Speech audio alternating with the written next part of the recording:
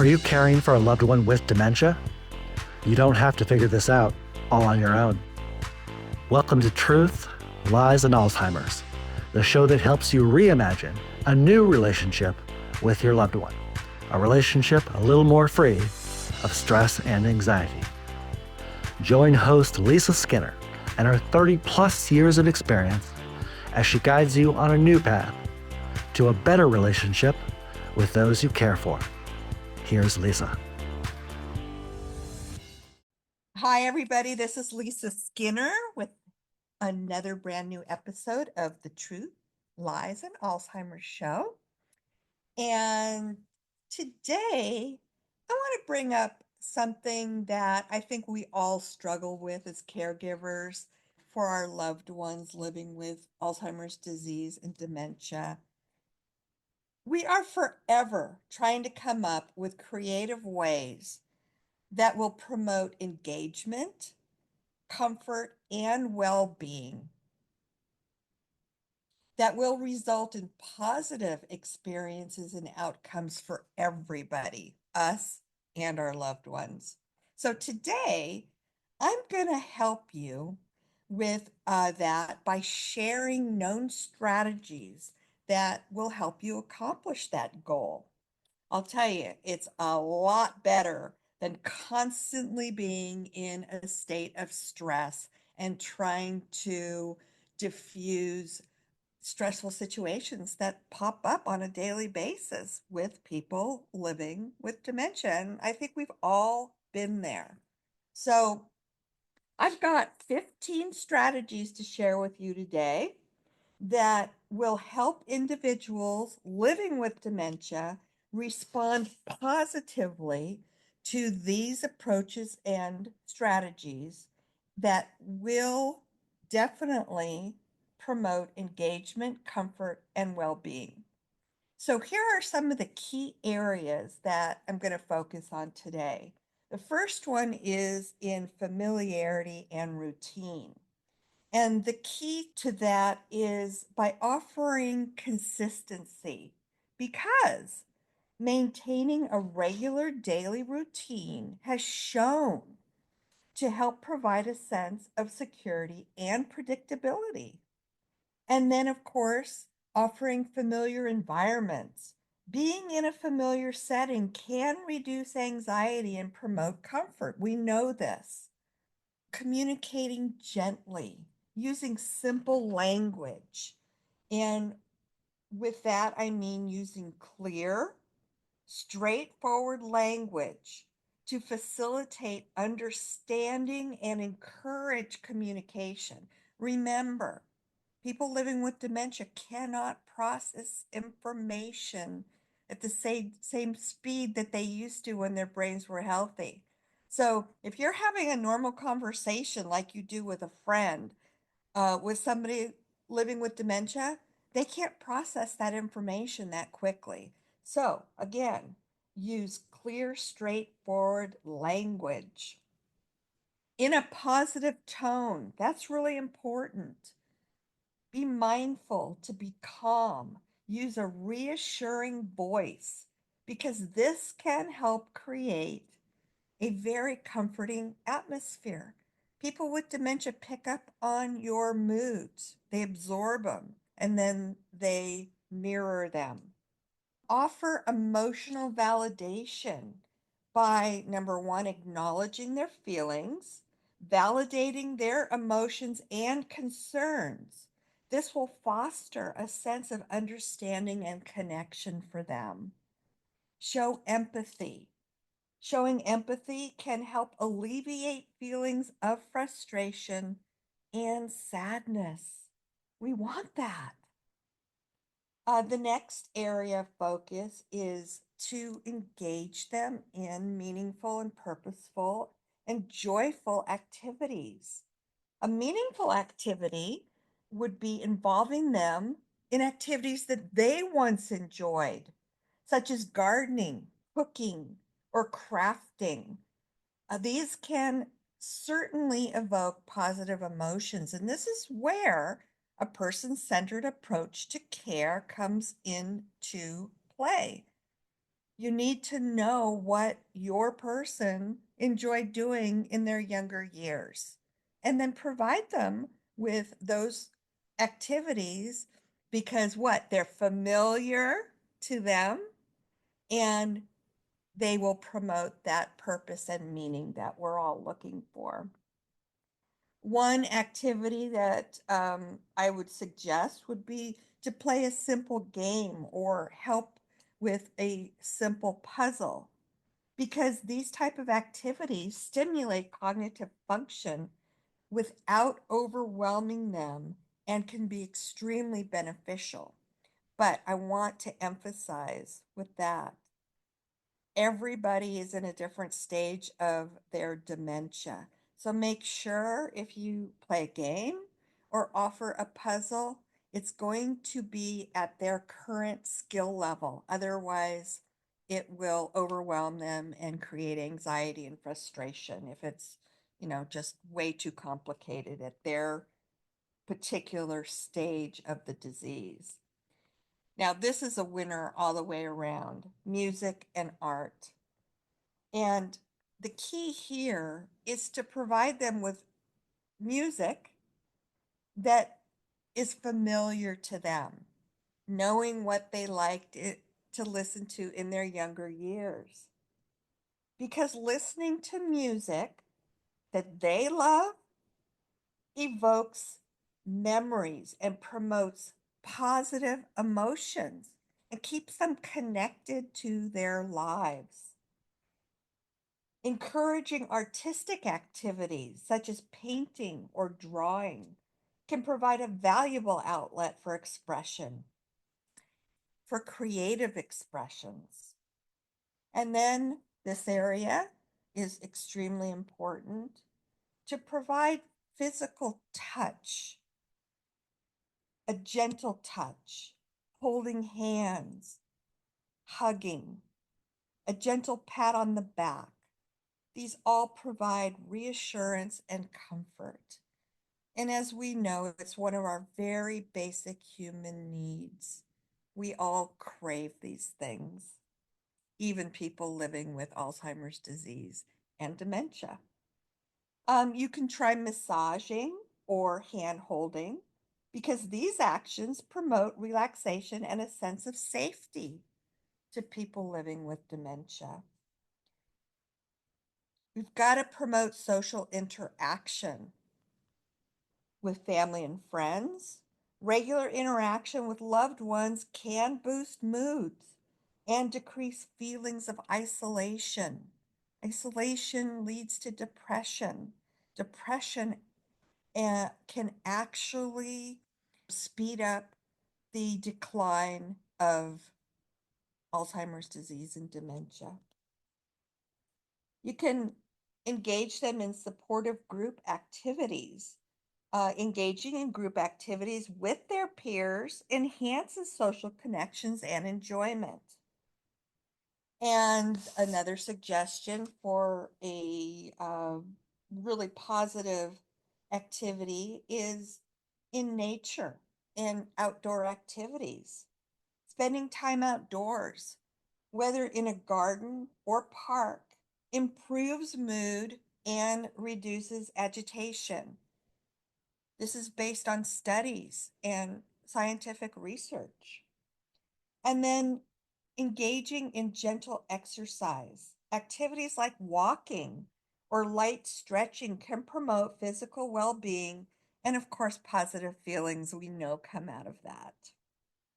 Then there's sensory stimulation, and that includes tactile activities, engaging them with objects that stimulate their senses, all five, such as textured fabrics, scented items. These all can provide comfort and interest. Baking cookies, those set off invaluable memories, trigger invaluable memories for people living with dementia. It reminds them maybe of holidays or their mother when they were younger baking cookies. Those are all really important activities that help stimulate and trigger their memories and create positive meaningful experiences for them, brings out those positive emotions. You could try aromatherapy. Pleasant scents, we know, can evoke positive memories and create a calming environment. The next area is by offering an environment that includes familiar faces and familiar caregivers. One of the things that we've seen people living with dementia is that if they are able to build relationships with familiar caregivers, that this fosters trust and comfort for them. Family visits are important.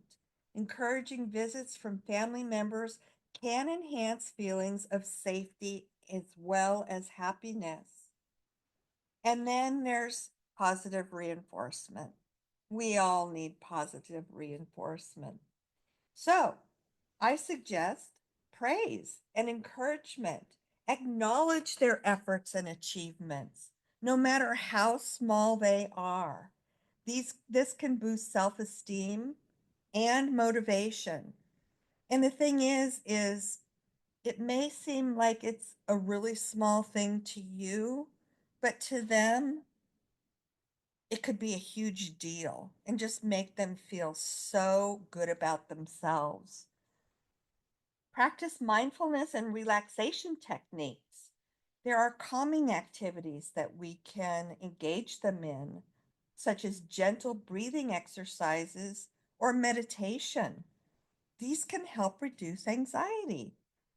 Soothing music or sounds, playing calming music or nature sounds. That's a great suggestion.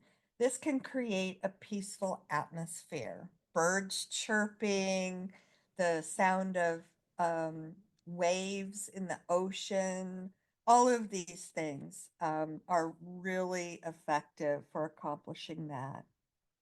And then including their involvement in daily tasks by encouraging participation. You could involve them in simple household tasks, and this can foster a sense of purpose and accomplishment. So let me give you an example. Let's say the person that you are caring for, you know that in their younger years, they were a homemaker and she raised several children. And probably a lot of her daily duties was to do laundry. And when the dryer went off, she would take that laundry out of the dryer and fold them. So offer her towels to fold and say, gosh, I could really use your help with this. And just that simple task will help them feel as though they still have a purpose and are contributing to the daily tasks that happen in our households every day. Give them choice.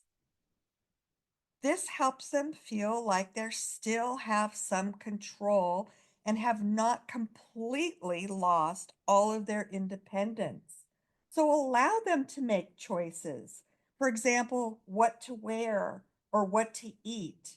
This can enhance feelings of autonomy.